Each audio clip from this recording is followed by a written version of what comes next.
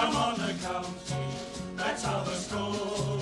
Come on the county, let's have some more.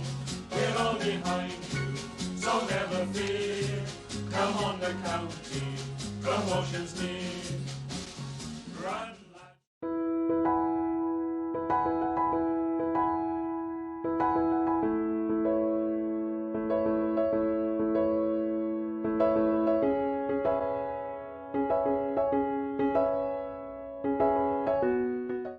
In the High Court yesterday, the club's rescue plans have been rejected by the local council and one of Newport's directors. Now he's appealed for help in raising £200,000, as Graham Lloyd reports. The writing is on the wall for Newport County. With debts of £500,000, the Somerton Park Club have been run by administrators for the last 3 months. And after being relegated to the 4th Division, they lost a non-league Merthyr in the Welsh Cup final a month ago. The news from the High Court yesterday was good, but the local council, which bought the ground for £220,000 a year ago, wasn't so helpful. The club made 4 suggestions. The council could move Newport County to Torfaen and use Cwmbran Stadium, redevelop Somerton Park and put some land aside for houses, sell the ground and build a new stadium, or give the club up to £500,000 to stay in business. The council has approved a package of financial assistance that totals £90,000. We see that as a very substantial and practical contribution to the situation in which they are. I think it's an insult relating to that there's 30, they're going to give us 30,000 to put the ground up to temporary standard, which I think is a waste of money. And I'd like to say on that part that we turn around, I'd rather ratepayers keep their money and we'll ban away supporters so we don't need that money for temporary repair. So what does this decision mean for Newport County? Is it the end of the road? Well, yes, it looks very much so that it is the end of the road, unless somebody can come up with a substantial amount of money to help us out. The council would like to see league football survive in Newport, but that requires someone in addition to the council to be prepared to put their hands in their pockets. It is not a local authority function to rescue football clubs. It may well be a local authority function, certainly we see it as that, to assist in the rescue of clubs. If any person have got any money and they would like to help us, then please contact me at the office or at the ground, and even if it means the whole of the board stepping down, then we will do that without any hesitation whatsoever. All I'm concerned is Newport County surviving in the Football League. High Court appearance, Newport County are making good progress towards raising the £300,000 they need to avoid liquidation. Yesterday, their public appeal was boosted by a £25,000 pledge from a local car firm. But with time running out, it's still not clear if they'll raise enough money to stay in business beyond next week. From Somerton Park, Graham Lloyd reports. The battle to save Newport County will move from the boardroom to the High Court on Monday, when the club's solicitors try to persuade a judge to grant a stay of execution. They'll be asking for an adjournment until August the 14th, the day before the new season begins. And they'll be taking with them a rescue package drawn up by the High Court administrator who's been running the club for the last 4 months. The package involves raising £300,000. £90,000 has been promised by Newport Council. The club's directors have come up with £50,000. And a public appeal to raise another £160,000 was launched on Monday. The position is that we've collected a substantial portion of the 160,000. I'm not at liberty to tell you exactly how much, but we've been very encouraged by the level of support to date. Where has that support been coming from? It's been coming from both the people of Newport and the business community. With the ground staff hard at work on the pitch and the players away on holiday, it was left to someone with a long association with the debt-ridden club to spell out the importance of Monday's court hearing. I used to be proud to walk down Somerton Lane as a kid to watch the county. I was lucky enough to play for Newport County. I'm lucky enough to be working for Newport County now, and I hope that when we go to the High Court on Monday, we'll come through, and the kids of Newport will be able to represent Newport in the Football League. I'm still optimistic. My lawyers this morning, who have to fight the case in the court on Monday, are slightly less optimistic than I am. In Cardiff at the end of next week to decide whether or not the club should survive. But the club's hopes suffered a body blow yesterday when the man who's led Newport's fight to raise money to stay in business, commercial director Brian Stent, resigned. And today he admitted that the club could be fighting a losing battle. Bob Humphries reports. The next 10 days could be the most crucial in Newport's troubled 75-year history. 4 weeks ago, the High Court gave them 7 weeks to come up with proposals that would satisfy their creditors. On July the 1st, club director Brian Stent left a board meeting to say the future now looks secure. But with that creditors meeting looming on August the 7th, the club still needs £110,000 and Brian Stent has gone, resigned for the second time. His confidence has been replaced by the feeling the situation is now hopeless. I honestly don't believe Newport County is secure now, in view of the fact that the Inland Revenue now have come back and said they owe more tax than what they did in the beginning, and furthermore that we've had no great response from members of the public. Nobody's worked harder for Newport County than yourself. Are you saying that this is the end of the road? Well, I think so myself. I think so. I think it's the end of the road, and I really think that the public should have been notified a lot longer than what previously than what they were. At that crunch meeting, the creditors will be between the devil and the deep blue sea. Their choice, write off their debts and receive nothing, or force the club into liquidation and still receive nothing. The stumbling block is the Inland Revenue. They demand payment in full, all £180,000 of it. They're not in the business of negotiating. Other creditors, though, including Newport Borough Council, could go along with the club's administrators, accountants Touche Ross, plans to keep the club afloat. Today, they said they still have irons in the fire, though talk of sponsorship is new to them. The other problem is the ground. Essential work has to be done to accommodate visiting supporters. But now Brian Stent has withdrawn his builders from the ground, and that means a cup game against Cardiff City in 3 weeks' time is likely to be played elsewhere, if the club survives. There's a lot of work to go onto the ground. I put an estimate in, it's just over 115,000 for that job, which that job, as the administrators know, was well over 300 to 400,000. But this was on a non-profitable basis, and of course I have now withdrew that as well.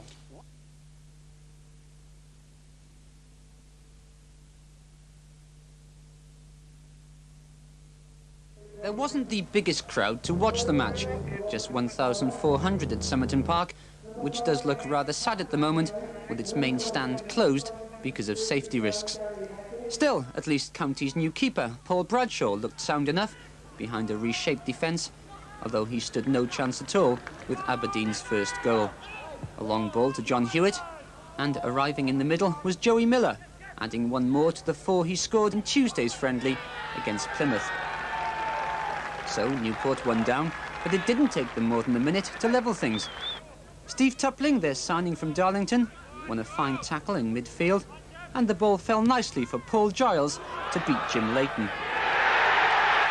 At that stage, John Lewis's side were definitely holding their own against the Scots, although Dave Robertson's shot gave Paul Bradshaw another chance to impress.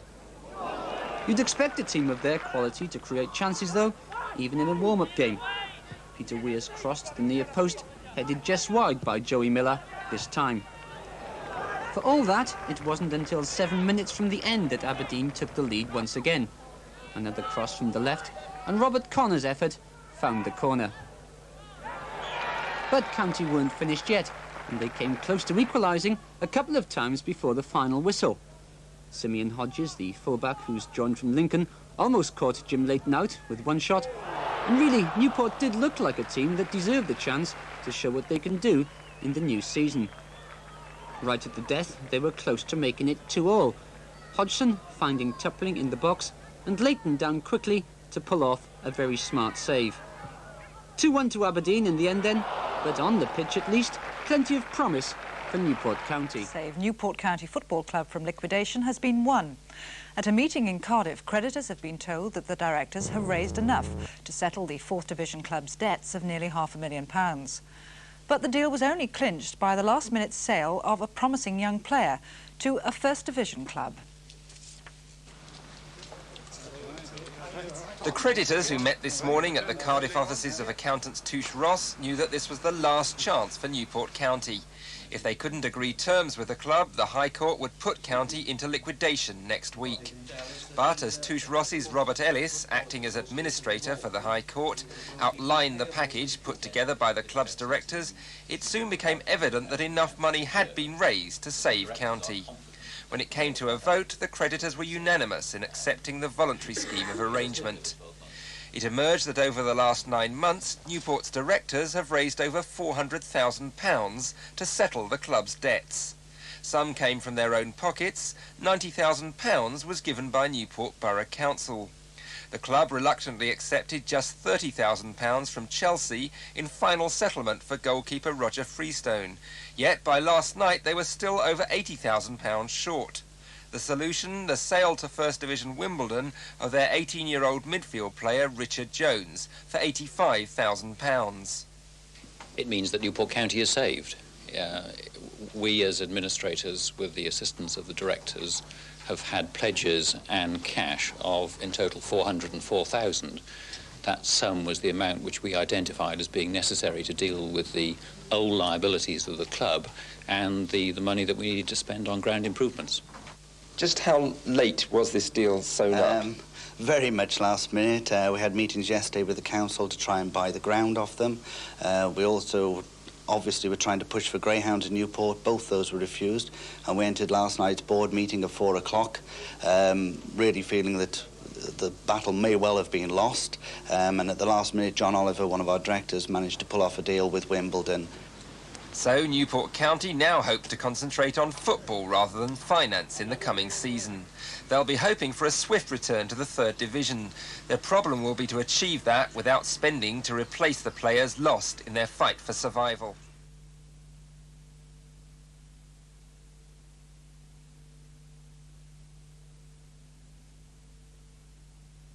County were officially at home to Cardiff City, but because of ground problems at Newport, the match had to be played at Cardiff. With this report, Richard Shepherd. Newport County and the Amber Shirts made the most of their so-called home advantage and almost went ahead after 13 minutes, when player-manager John Lewis's free kick was headed just wide by Phil Brignall. Cardiff themselves were unlucky not to take the lead after just over half an hour. Brian McDermott seeing his shot brilliantly saved by Newport goalkeeper Paul Bradshaw. It was Newport's Paul Giles who set up the opening goal 4 minutes from half-time, when, after a corner, his cross was headed in by Paul Evans. Soon after half-time came the Cardiff equaliser, Brian McDermott's corner half cleared by the Newport defence, and eventually McDermott regained possession again to get the ball across, and there was Jimmy Gilligan to set up this superb effort for Welsh international Alan Curtis. But Newport scored the winner with 17 minutes left when John Lewis's centre found Paul Evans completely unmarked to head his second goal of the game. So Newport County 2-1 winners, and the two teams meet again at Ninian Park for the return game next Tuesday.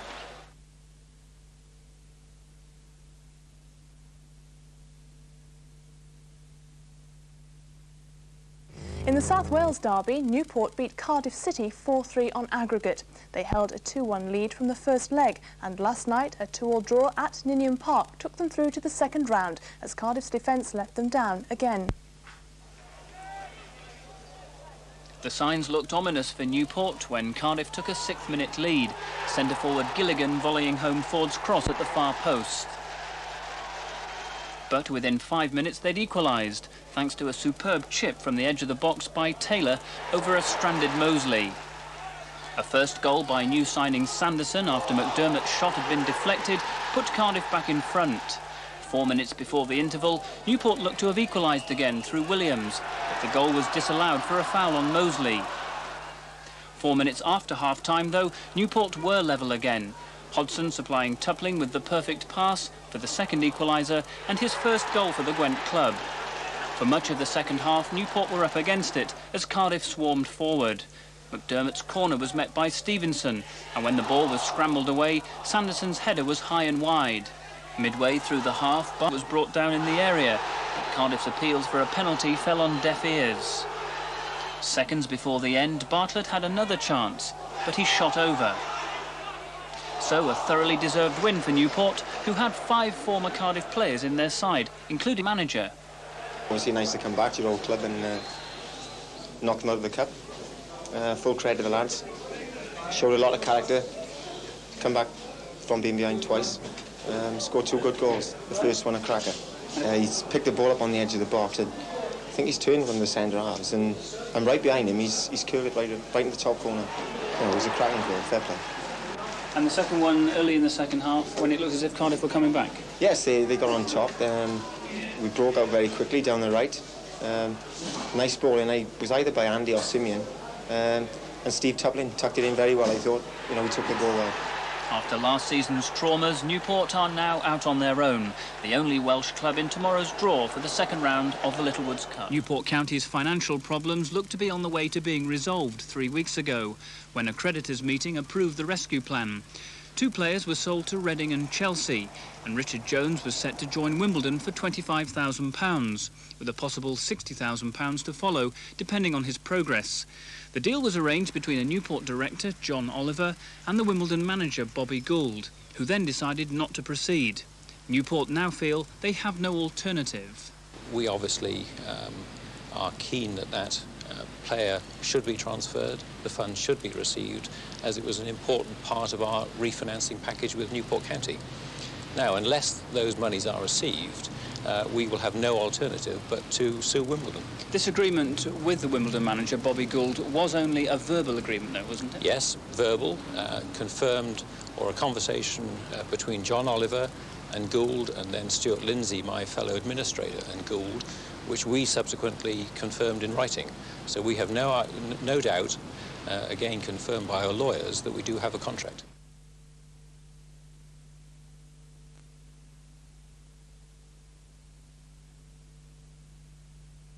On Saturday, in front of just 1,300 loyal fans, County lost 2-1 to Colchester.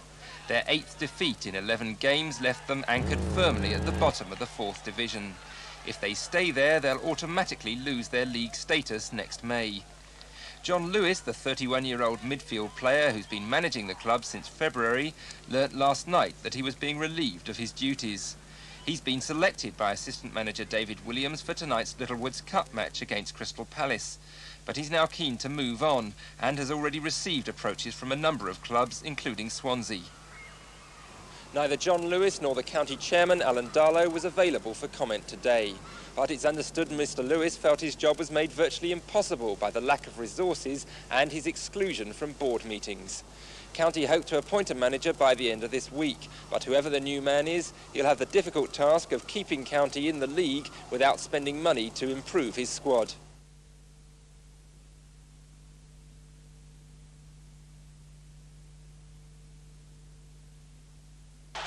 Newport went into last Tuesday's Littlewoods Cup second leg match against Crystal Palace not only 4-0 down, but without a manager and with 6 teenagers in the side because of injury.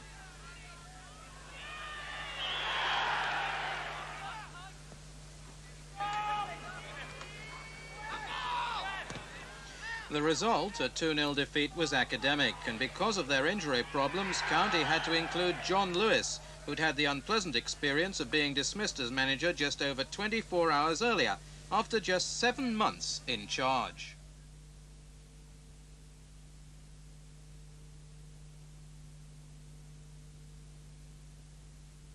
Newport County have been showing off their new manager this afternoon. Owen Jenkins has been along to Somerton Park to meet him. Newport County's board sprung a surprise this afternoon when they announced that Brian Eastick, the coach at First Division Charlton Athletic, would be their new manager. Eastick, a 38-year-old Londoner, was shown around Somerton Park by chairman Alan Darlow. Eastick has also coached at Queen's Park Rangers, Chelsea and Brighton. How much managerial experience have you got? Actual managerial experience, I would say nil. I mean, obviously coaching experience. I spent about 11 years working in the Football League as a coach at various First Division clubs. But actual management experience, I've never been a Football League manager before, no. Bearing that in mind then, how effective a job do you think you can do here? Well, I'm very optimistic. I think I can improve the players individually, and I think I can improve them collectively. Obviously, if we can get a few results early on, that will lift the morale, and hopefully we can go from there. And what's going to be your first move as manager? To try and get 3 points at Cambridge on Saturday. That is for sure. is a guy who will get out with the train with the players, will coach them. That's the sort of guy we need. Someone who's hungry for the game, someone who wants to make his own success. And I'm absolutely certain Brian will be a successful guy for us. Eastick has been given a 2-year contract. There's no doubt that he faces the toughest task in football. County have only 5 points from 11 matches, and the new manager will need all his effort and more to keep them in the Football League at the end of this season.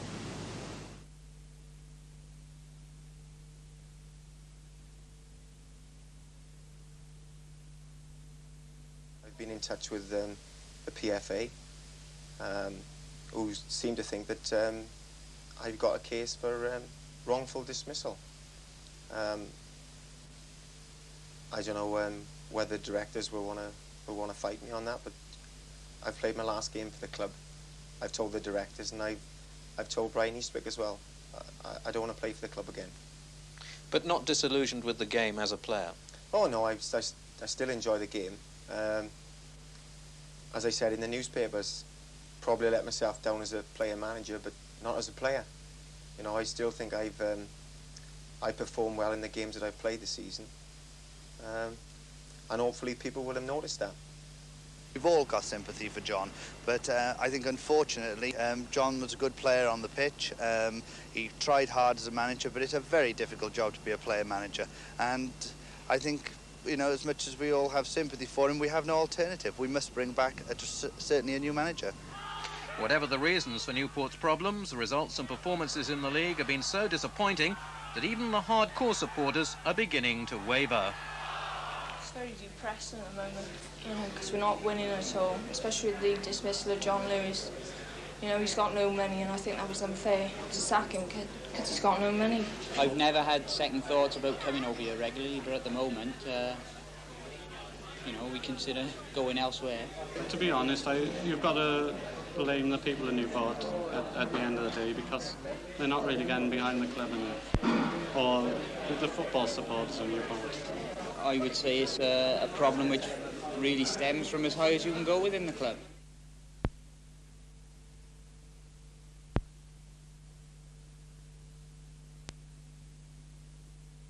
There was no finesse about Newport's first goal. One long kick by goalkeeper Paul Bradshaw had Swansea in all kinds of trouble. Hughes blocked Glyn Millett's shot, but Robbie Taylor quickly rammed in the rebound. That was 17 minutes and totally against the run of play at that time. Taylor believes the influence of new boss Brian Eastick has already made him a lot sharper. But Taylor was looking for somewhere to hide in the second half when he put in his entry for the miss of the century. And this will take some beating. Taylor's miss could have been costly because Swansea grabbed an equaliser after just an hour. Substitute David Huff knocked in the centre and Joe Allen did the rest.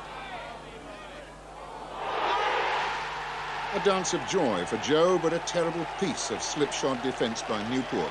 Goalkeeper Paul Bradshaw was badly let down. But Newport was scenting their first away win of the season, and it was Robbie Taylor who started the move, and he finished it off as well. The cross from Paul Giles was perfect, and Taylor timed his run to the second.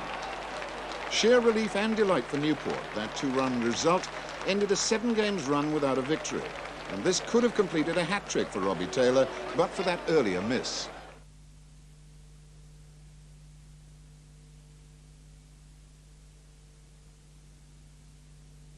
Happy game, but I think in our circumstances you're going to find that to a certain extent. I mean, both teams in the bottom half of the league, and they're both fighting for their lives. So I anticipate it to be, you know, a fairly scrappy game.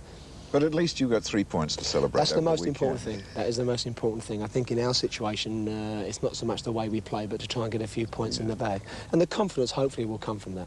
You certainly got off the ground with an excellent goal from Andy Thackeray. That's right. Was well constructed and very well taken. Yes. I've been on the players in training, you know, about trying to get more crosses in, because if you don't cross, you're not going to create the opportunities. So it was a very basic goal, but it was up, back, and got wide. And I've been on Andy about pushing into the edge of the box and picking up those second balls on the way up. And of course he struck it home very, very well. Indeed, there were a number of other half chances flying about in that first half, which just weren't The connection wasn't being made. Yes, that's right. I mean, how can I say, I've been on at the midfield players that when the cross is coming from the right-hand side, the left midfield players have got to get in the box more, and vice versa from the left and the right midfield. Now, some days, you know, it goes, and other days it doesn't. You need a little bit of luck sometimes for the ball to drop here. But over 42 games, we'll make our own luck, and I will expect them to get on the end of things certainly a lot more than they have been doing recently. Wrexham, I felt, were a disappointing side in the first half, but I can remember just that one chance. Yes. Who was it? Roger Priest, when it was one-on-one against Bradshaw. That's right. This is a very good goalkeeper you've got there. Well, I mean, Paul's had a lot of experience. He's played at the highest level, so his experience got him through there. I mean, he stood up very nicely, he got the right angle, and he made it difficult for the front player. Second half again, I remember Bradshaw positioning himself well a couple of times. Somebody of his experience, I mean, it's nice, it's reassuring to know that he's going to be in the right place at the right time more often than not. Yeah. The youngster you've got down from Wimbledon now, tell us a bit about him. He is still very young, isn't he? Yes, he's only just, I think he's just 19. This is, he's a very good athlete. Yep. He's had a good upbringing with David Bassett and Alan Gillette, and now, of course, with Don Howe and Bobby Gould, so he understands the game. I must admit, I thought he was going to score your second goal after that excellent break by the substitute, Glyn Millett. I must admit, I thought he was going to get the toe into it, but it fell to the little boy, Ryan Priest. That's right. Well, again, it goes back to what I was saying earlier about the midfield players, you know, getting in the box on the opposite side of the field. So although Paul Miller missed the first one, at least Ryan was in the right place to tuck that one home.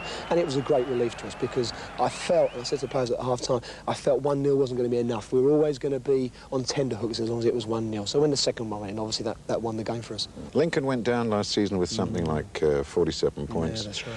Are you beginning to set targets already? No, I mean, I think at the end of the day I'd like to set a target of 50 points because I don't think for sure we go down with 50. But I mean, we're just taking one game at a time, really. We've got a very difficult game next week at Wolves. That'll be, you know, a severe test for the players because they're a good side, Wolves, and I've got a lot of respect for Mr. Turner up there, who I no doubt has got them firing on all cylinders. So it'll be a difficult test for us next week. But you're well enough satisfied with the 3 points you got Yeah, today. that's right. I mean, we've had 4 league games and we've won 2. So if I can win 50% of the league games from now on, I'll be more than happy with that.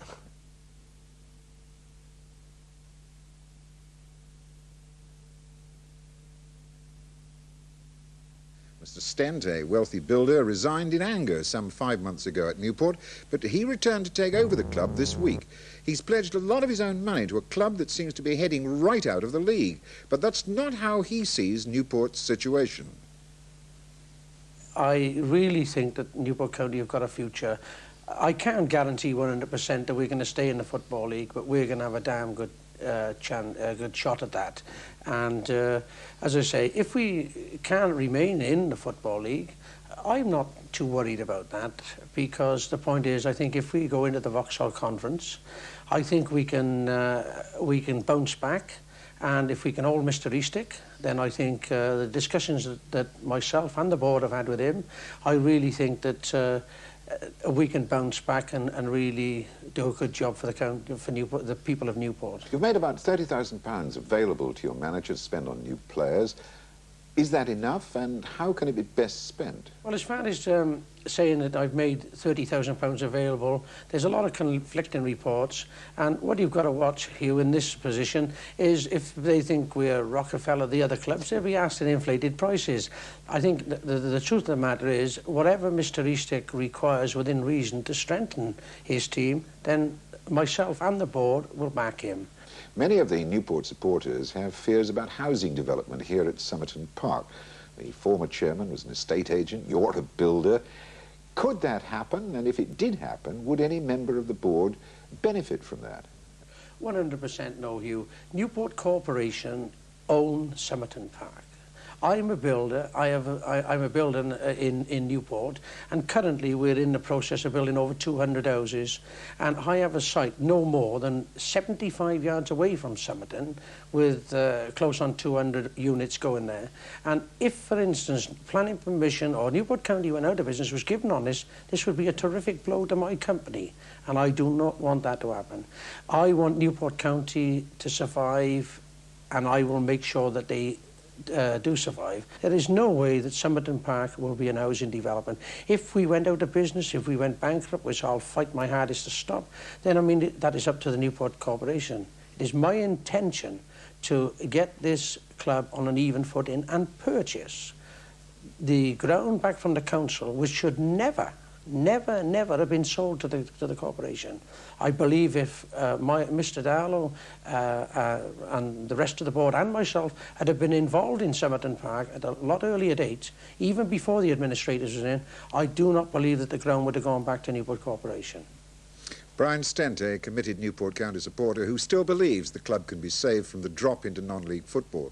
Committed to the club he's supported since his days in school, and also totally committed to manager Brian Eastick, who he rates amongst the best in the lower divisions. But Eastick himself never realised just how bad things were when he took charge just 3 months ago. He's never had a settled side. 1 draw and 8 defeats is the grim record of Newport's last 9 games. Enough for most men to say that's enough and quit, but not Eastick. Well, I mean, if I said to you the job had been easy, I'd been lying. I mean, I knew it was going to be difficult. It's been harder than that. I mean, it seems like every sort of you take 1 step forward and 2 backwards sometimes. But, you know, you just got to keep going. You've got to keep chipping away and crack on. I mean, I'm asking the players to keep going and keep cracking on, so I've got to do the same thing. But it must be 10 times worse than anything that you imagine. Yes, I've never experienced anything like it before. I think I'll be a better person for the experience, you know. I found out quite a bit about myself during the last 2 or 3 months as well. Well, the chairman has made some money available to you to buy players, but that puts you under a little bit of pressure, I suppose, first to justify his trust in you and then to spend it wisely. Yeah, I mean, I spoke to Mr. Stent came to me before he took over and asked me what the position was on the playing side, and I was quite candid and honest with him and told him the facts. To be honest, I thought it might have scared him a little bit, but he seems to have gone the other way and decided he wants to come in, and which is smashing. I think it's good for the club. He's made a small amount of money available to me, but that won't be burning a hole in my pocket. I feel it's important that the club prepare for the future. Now, whether that future is in the GM conference or whether it's in the Football League remains to be seen. But there needs to be some foundations laid down, and the type of players I'd like to bring in are ones that are going to play a future in Newport County next season and not just short term.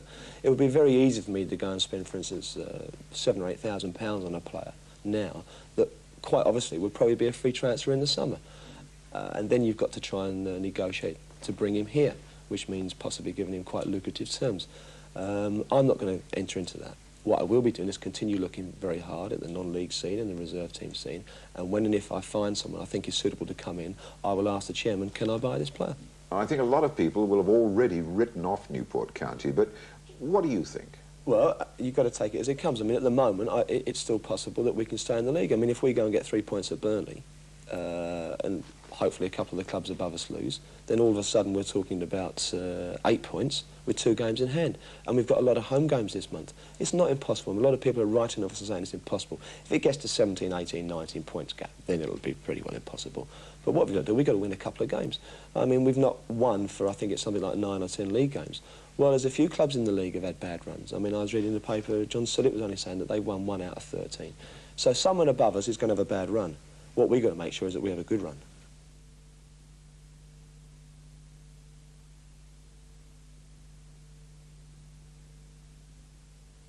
Last night, a public meeting was held to spell out the financial crisis. Over 200 people attended the meeting, which was chaired by Supporters Club Secretary Maurice Salway.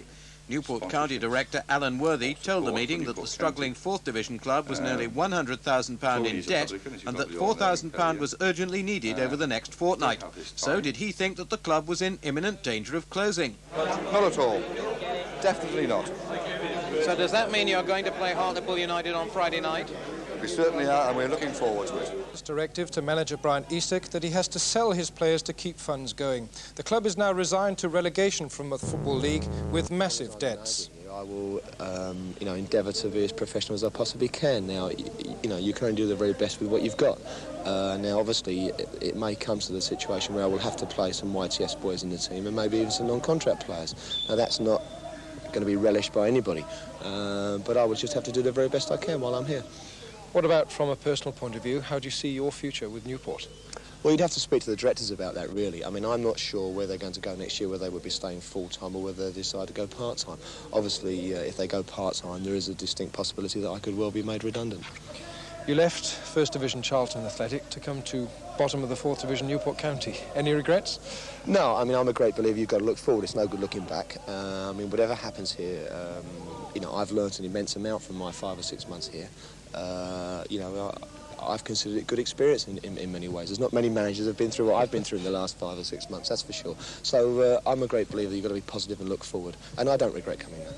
Are you and the Newport County directors on the same wavelength in thinking? I would recommend to them that if they're going to stay full-time, they really need some money coming into the club. And that really means from more directors coming on the board who are prepared to inject the cash.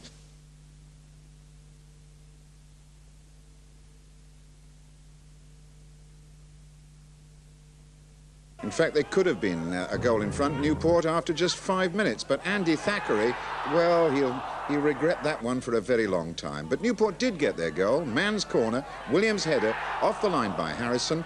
And that bang in then from Carr set it off for Gary Brooke. Harrison off the line. This is actually a missed kick from Darren Carr. But Alan Nill gets the touch, which actually sets it up for Gary Brooke. In the second half, it was Robbie James' cross here, a deep one, which led to Swansea's equaliser about half an hour into the second half. A viciously hard decision by referee Keith Burge from Triallo. It didn't really look as though Jones made any contact with substitute McCarthy, but he got up and got the penalty in off the post. And then a minute into injury time, John Lewis, the former Newport manager, set up Colin Pascoe for the 2-1 winner.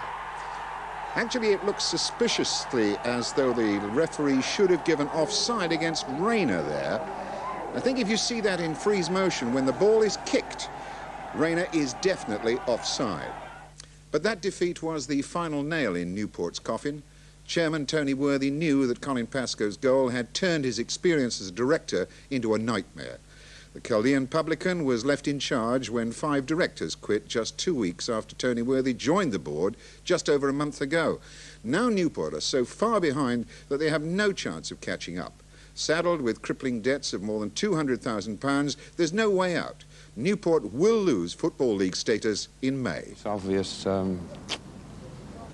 we probably heading for the Vauxhall League. I can't see much hope except to concentrate on now getting rid of a few more players while we can, because we've got to keep the wage bill as low as we can to run through the closed season as well, and we can't afford to keep a full professional side.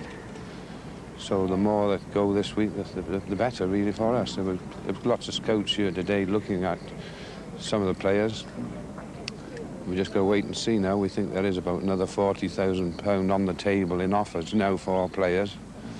And with this, we should be able to clear some of the colossal debts, which I have now got totaled up. It's a copy in the car of all the creditors, all the debts of the club, and it is amazing, really. You know, no one must. It's double what anyone had ever thought, I'm sure.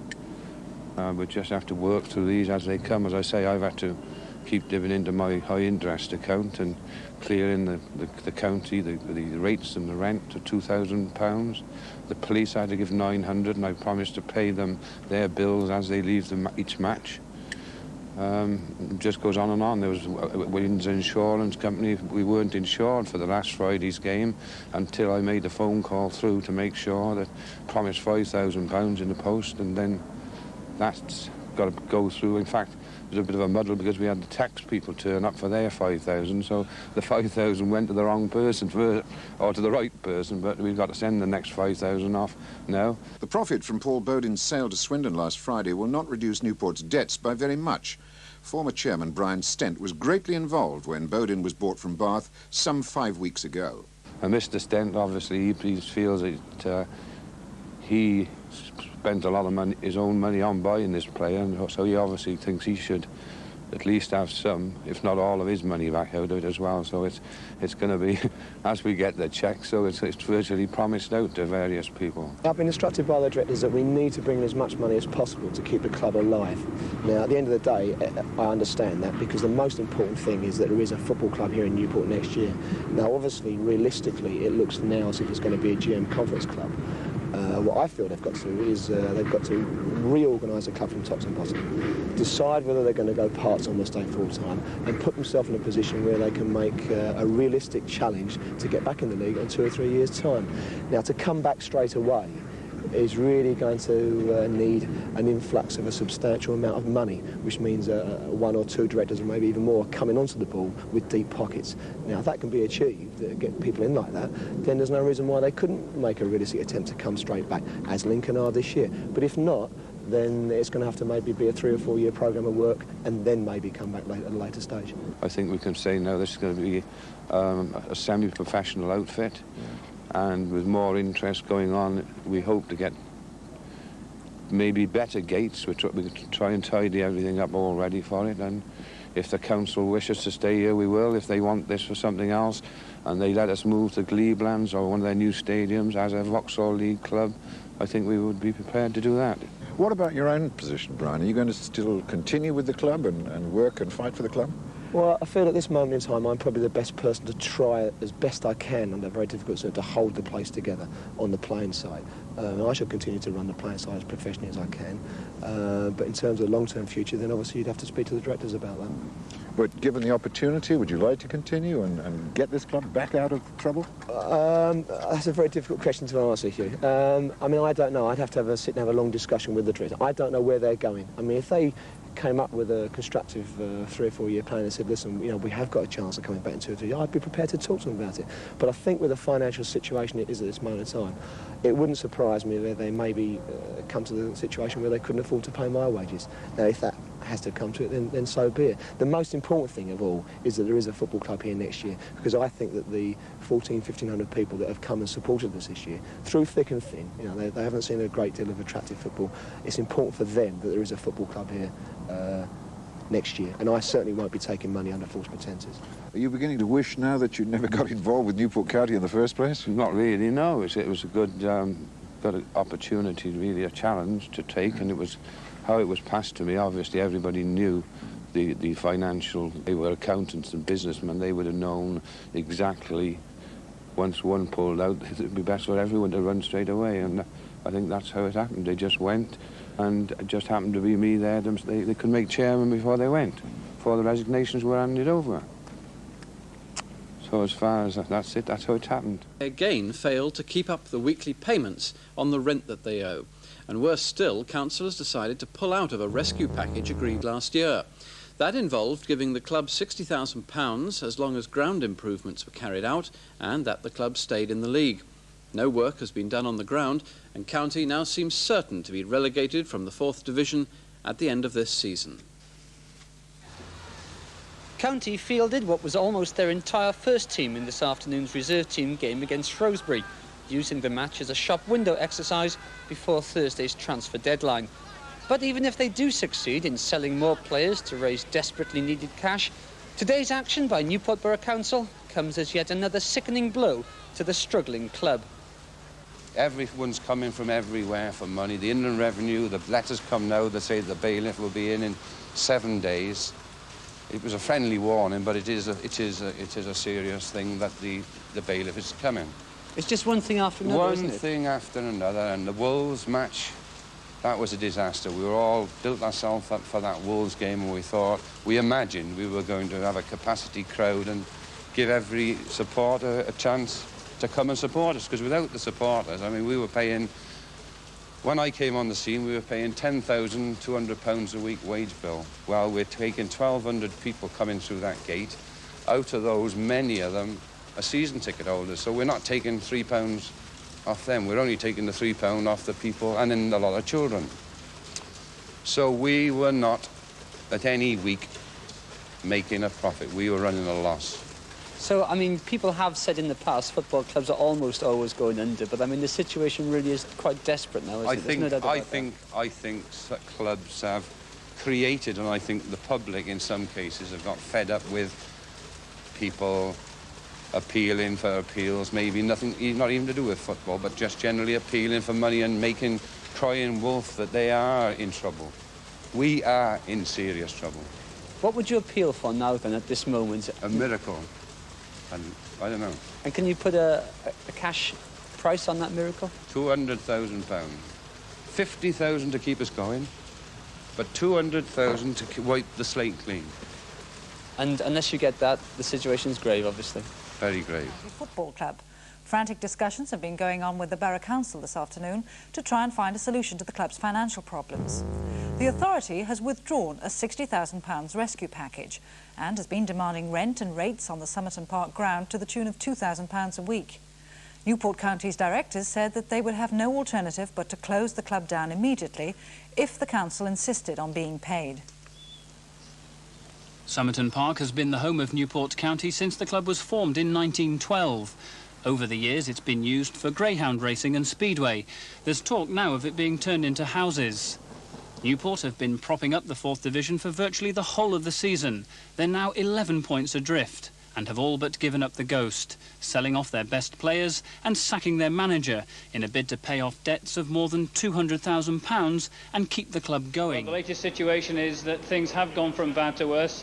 We've heard from the council leader, Harry Jones. He's the leader of Newport Borough Council, that they are not prepared to give any more money to Newport County.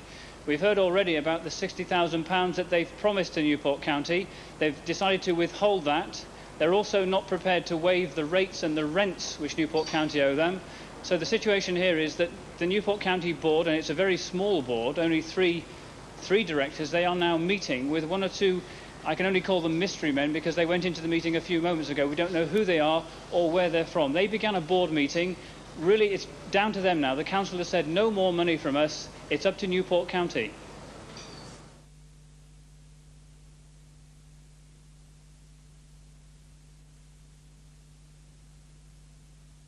Newport County at Somerton Park, but the expected goal rush didn't materialise as Wolves only won by 3-1. Far from being overawed, Newport made a promising start. Glyn Millet's cross reaching Richard Thompson, who brought former county keeper Mark Kendall into action. But midway through the first half, Steve Stout's free kick was nodded back at the far post by Phil Chard for the league's top scorer, Steve Bull, to put Wolves ahead. 4 minutes later, Bull made it 2-0 when Keith Downing's cross found him unmarked near the penalty spot, and he slotted home goal number 50. After the interval, Newport dragged themselves back into the match when skipper Steve Tupling picked up the rebound from his own free kick to beat Kendall from outside the area. But in the final minute, Andy Much sealed the result and promotion for Wolves with a cracking left-foot drive. Final score, Newport County 1, Wolves 3.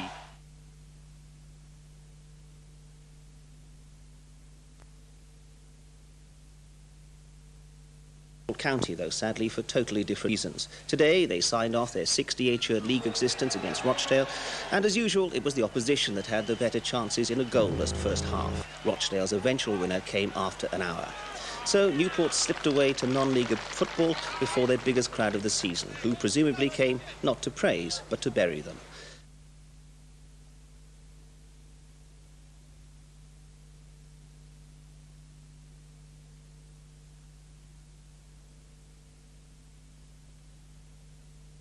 Vauxhall Conference today confirmed that the new manager is to be the former Southend, Wrexham and Swansea City defender Eddie May.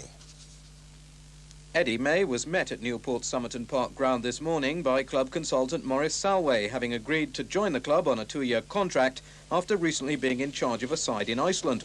So, 10 years after leaving Swansea City, he now returns to Wales to take over what's clearly a difficult task at Newport County. Obviously, it's a big job on my hands at the moment, and but having said that, I would look to bring players in here as quick as possible. People in the game that that I know, I would obviously look for them for advice. Is there going to be money available to sign new players? Well, the board have promised me that that there is money available. They've given me a free hand to bring new players in, and as I say, once I come within next week, probably I'll be in here next week. Then we'll get it all sorted out and we'll get down to work and signing some players. The facilities here aren't of the best. I mean, it's hardly Wembley, is it? No, but as I said in the press conference, we are looking to build a new club here. I mean, we must take it one step at a time. At the moment, the priority is assembling a football team. That is the priority at the moment.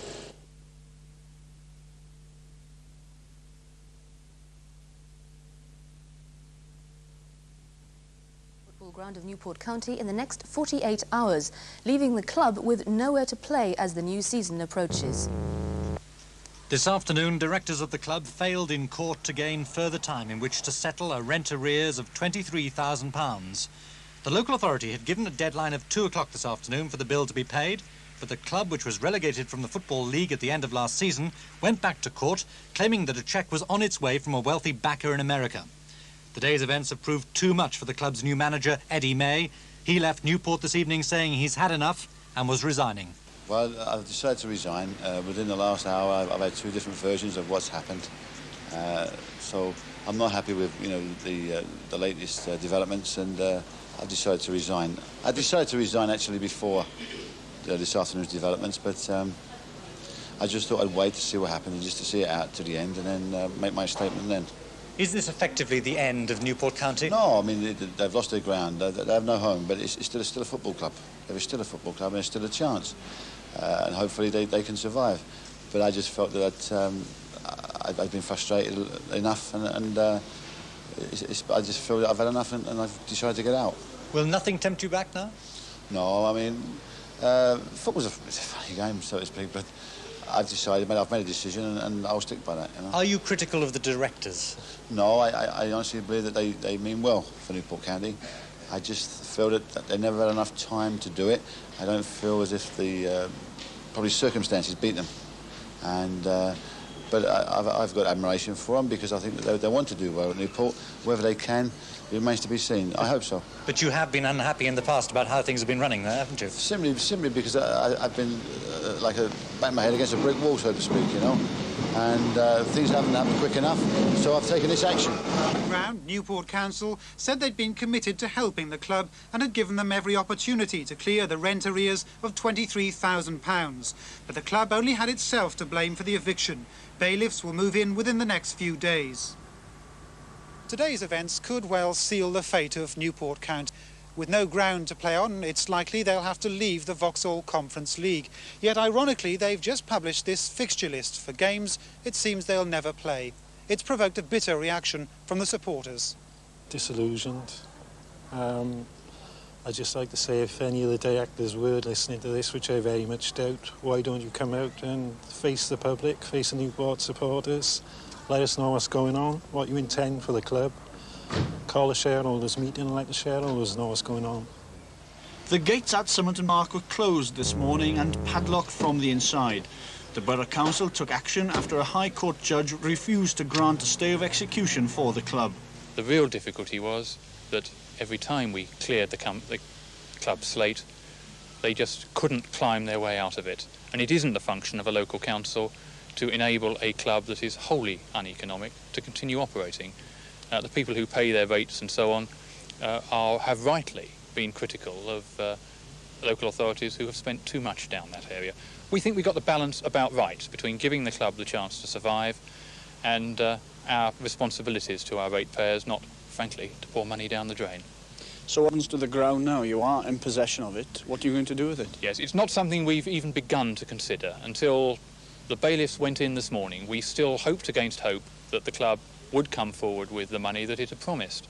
After all, they had told the court on Monday afternoon that money that would pay the arrears was then in the course of transfer. So we hoped it would appear. It didn't. Now we have to decide what we do with the ground. We've clearly got a number of options that we will be looking at. All I can say at this stage is that whatever does happen to the ground, whether it's used as a leisure facility or whether there's some form of redevelopment, it will be for the benefit of the town. Is there a basis at all on which the club would be able to regain the ground? That, again, is not something we've given any consideration to. The real difficulty I see in that is that the club now has such a major credibility problem with what it has said it will do in the past and not delivered, that the council would find it extremely difficult to place any trust at all in what the club might say now. Later, we gained access to Somerton Park through an open front gate. It was deserted and all doors closed. A report is to be submitted to the council in a month's time as to the possible uses of the site. The proximity of nearby new housing makes a similar development high on the list. However, the GM Vauxhall Conference Club without a ground will play on for the time being at least. Stand-in manager John Mahoney says he's still trying to put out a team for their friendly at Aberystwyth on Saturday. 2 hours after the deadline had passed for Newport to settle its debts, the bailiffs and council officials moved in for the final sad chapter in the history of Somerton Park. Council workmen set about the task of fitting locks to the gates and doors of the ground, but John Mahoney, who took over when manager Eddie May resigned yesterday, said he'd try everything to keep the side alive. Well, I'm determined to try and keep things together as long as possible, so all avenues have been explored, and if it doesn't succeed, well, you know, you give it your best shot. This weekend, Mr Mahoney plans to take his side to Aberystwyth for a friendly match, but with no sign of any financial backing, prospects look grim. Last year, Newport Council wrote off the club's debts of £145,000, but when new debts emerged, the council's patience ran out. Meanwhile, it looks as though another of Newport's famous sporting grounds will disappear. Gwent Council is set to buy the Rodney Parade cricket field and adjoining land for £915,000. A new primary school will be built on the site. I believe that Newport were today applying in the High Court to be allowed back into their Somerton Park ground, from which they were evicted by their landlords, the Newport Borough Council, 8 days ago for non-payment of rent. Meanwhile, manager John Mahoney has today been busy putting together a makeshift team for tomorrow's match.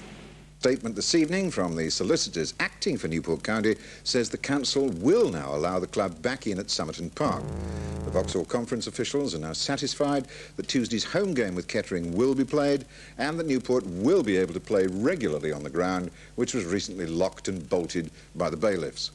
What a cliffhanger that's all been.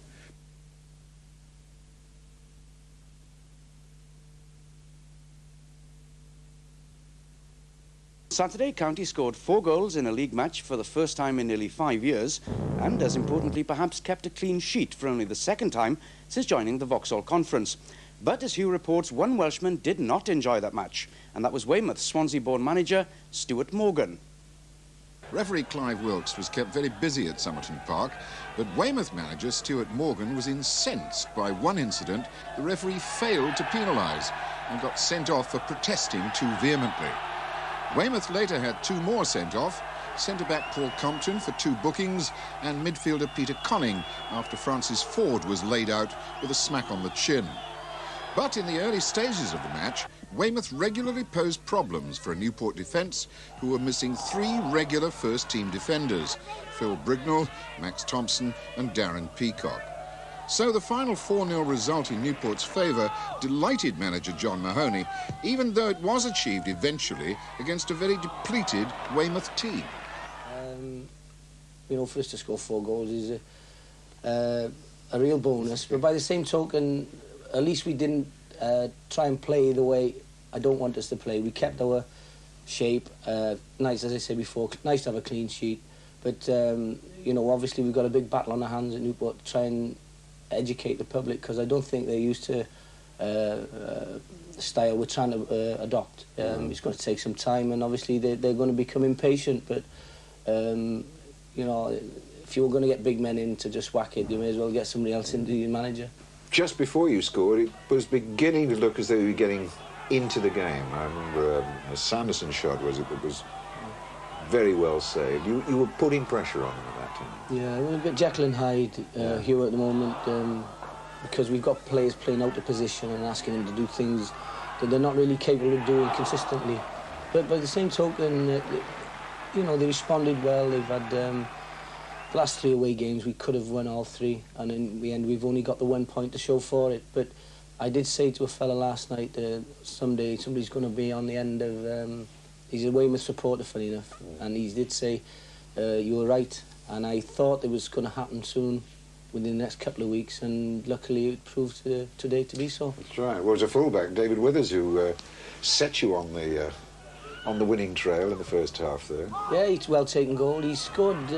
he's probably only played 2/3 of the games, but he scored 4 goals this season from the midfield or from the full-back position. He's got an eye for goal, and you know, we were virtually asking him to play out of position here, but at the same time, he kept his head down, and although he'll be the first to admit he's limited in certain things in the game, he has got an eye for goal, and I was chuffed it was him that scored the first one. Once Sanderson put the second goal in when they got down to 10 men, You were home with the gate shut there. Although I think he had about 3 kicks at it before he finally put it away. That's right, his spider legs, he's able to get away. He's deceiving, not so much his pace, but sometimes you can control balls, you think he's no chance of getting. He's done very well since he came to us, and his attitude is good. He's a, academically intelligent lad, and I'm pleased for him that he's getting a few goals, which is a fair reward, really, for the effort he's put in. Will Foley is claiming the 3rd goal.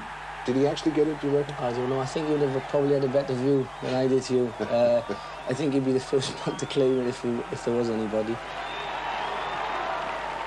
Francis Ford, too, getting the 4th goal. That was a nice little solo effort by him, wasn't it? I think once he realises he's got a little bit more time than he thinks, he can take a pass and give a pass. He's a good technical player. Possibly suffered because we played him at full-back and moved him around a little bit. But I was pleased that he made time for himself in the box, and, it was a good finish. I was chuffed for him, especially, he's in the engine room in central midfield, and it's not always the best place to be when you're in a struggling side.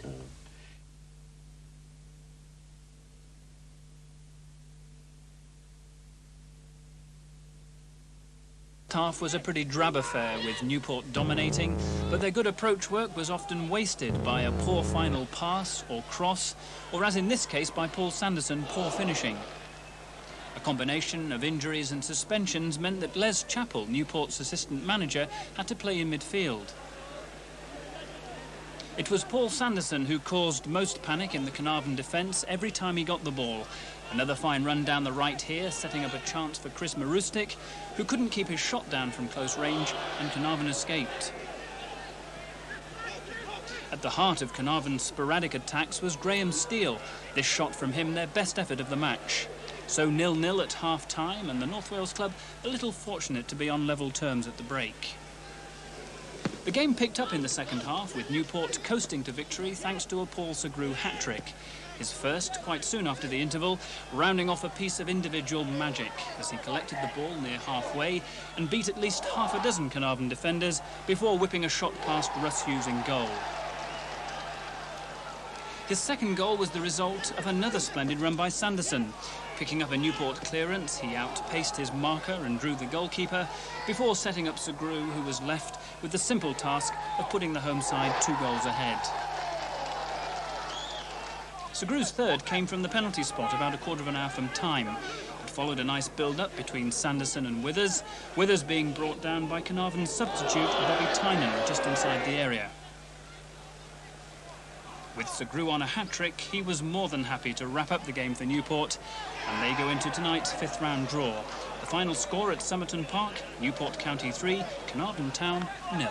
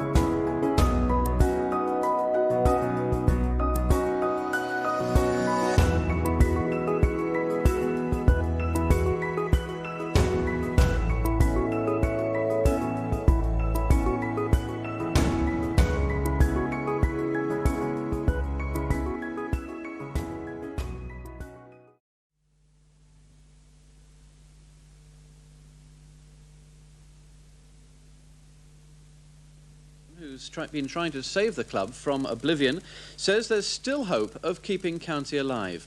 Tonight, Jerry Sherman was refused an application for a stay of execution, but he still insists that he's trying to pay off those debts.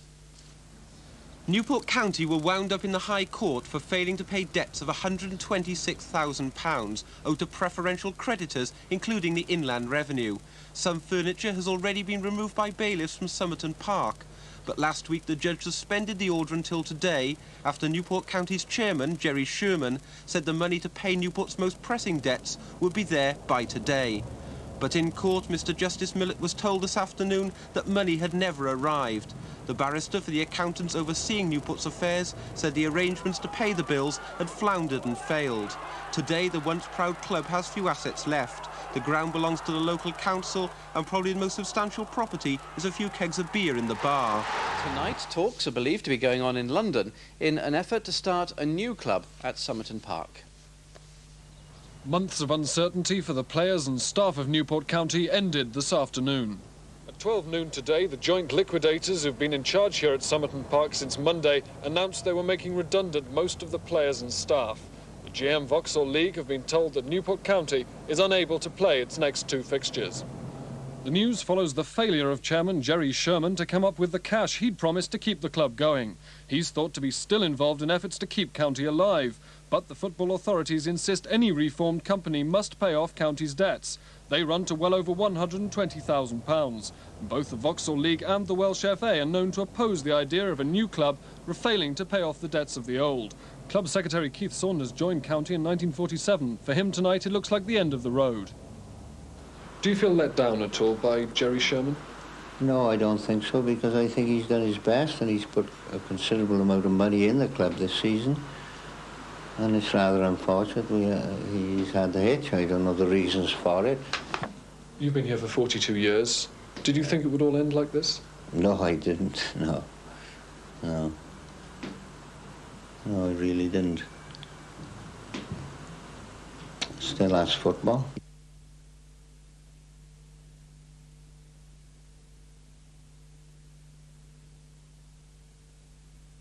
Tomorrow at 10 o'clock at the auction sales room in East Docks Road, Newport, the county's past goes under the hammer. Some great pieces of sporting history to be snapped up. But that man, Jerry Sherman, still maintains he can bail the club out, a story that wears a bit thin right now.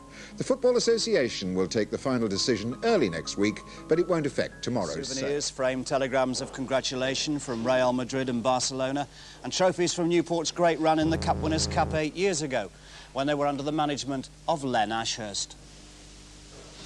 Well, disappointed, obviously. It seems that your work at the time had some meaning behind it, but when you look back now and you see what's happening tomorrow, you wonder whether it was all worthwhile, because really the club's gone nowhere since those days, and that's rather upsetting, not necessarily for me, but for the people of Newport, and particularly the fans.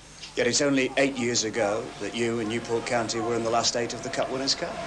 Yes, and we were only minutes off getting into the semi-final, which would have been a game against the Lisbon side, and I think that it's just an indication of what can happen in football, particularly nowadays, where 8 years ago we were a very, very strong third division side, always possible to go a long way in cups and so on, playing in Europe, and here we are now out of the league and probably out of the conference as well.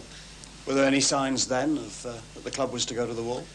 No, there wasn't, but it was always on the cards that we weren't going to progress because of the stadium we had, which wasn't up to standard, and of course the lack of funds for development, because it's true to say that at the time we did plough quite a lot of money into acquiring good players, and it was inevitable that the club would only reach a certain peak and only progress so far. But I firmly believe that they could have made the second division.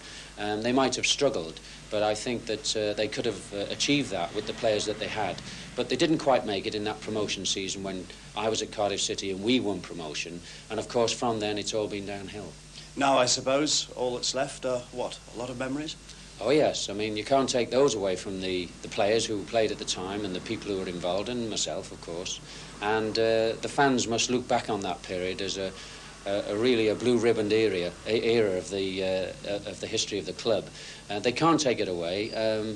Unfortunately, all the bits and pieces from the club are being sold off, and I suppose there'll be a lot of fans there tomorrow trying to pick up bits and pieces for themselves for souvenirs for the future. It really meant auction off Newport County, lock, stock and bootlace. All the memories, the trophies, the kit went for just £12,000. Right, lot 103, lot 103. It's a very fitting lot for this occasion, actually, because the lot is a large quantity of black armbands. What do we say for them? Must be worth something. So of £1, must be worth £1 note to someone. £1, £1, I'll take two. £1 out of two again. At £1, I'm going to do £1, a bit of £1. £1.50 I'll take. At £1 going down, £1.74. Finally, the stabbing by Dave Rudden. Aldridge, and this is one for Lowndes to chase, and he's got speed, and an early ball in, and it's a good one. Just missed by Gwyther, but a chance then, and number 2! Kevin Moore!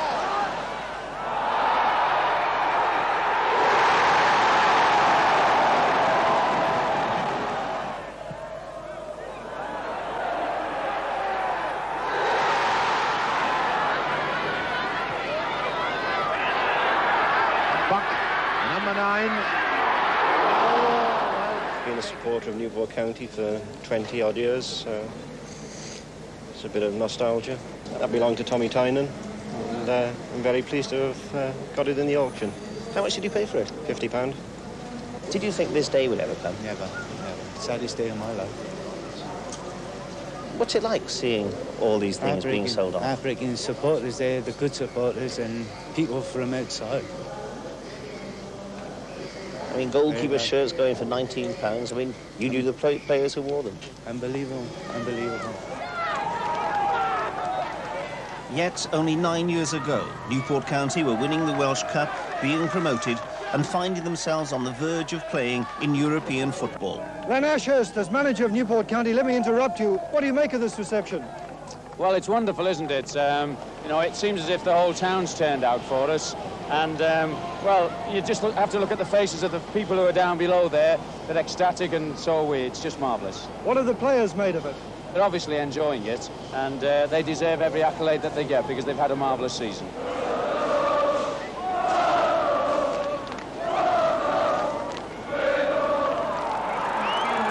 But even in the days of glory, the seeds of Newport's eventual downfall were being sown.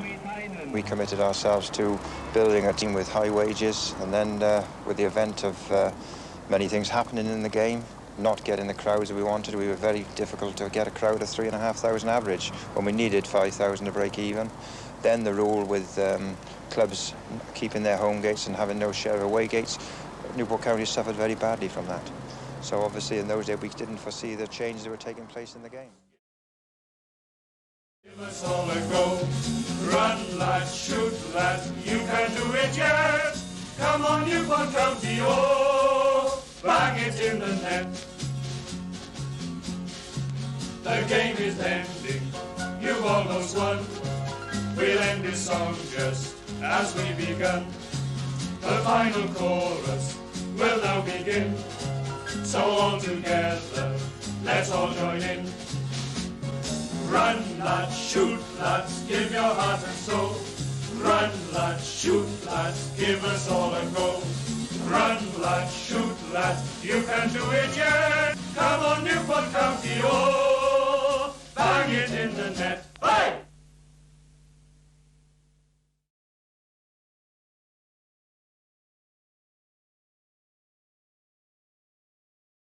Newport chairman. David, do you think, is this really a feasible proposition? Will it really be a Newport side if you have to play in England? Oh yes, we will represent Newport. We've got Newport support.